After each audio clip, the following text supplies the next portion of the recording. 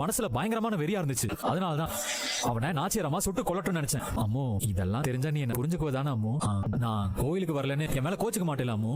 கோச்சுக்க மாட்டேல. ஒருவேளை நீ கோச்சுக்கிட்டாலும் பரவாயில்லாம, ஆனா லெட்டர் போறத மட்டும் நிறுத்திடாத. என்ன நிறுத்த மாட்டேல? போனாலும் பரவாயில்லன்னு பம்படியா இங்க உக்காந்துருக்கானா? சும்மாவா இருக்கிற போட்டி பார்த்தாதுன்னு இப்ப அம்மோன்னு புதுசா ஒருத்தைய உள்ள சேர்த்துக்க முடியுமா? இல்ல தாய், இதுக்கு இப்ப என்ன பண்ணலான்றீங்க?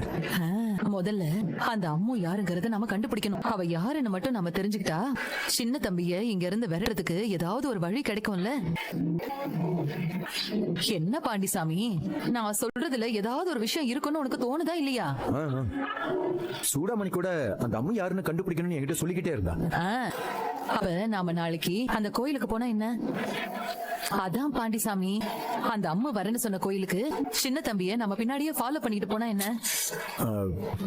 போலாம் தாய். போலாம்.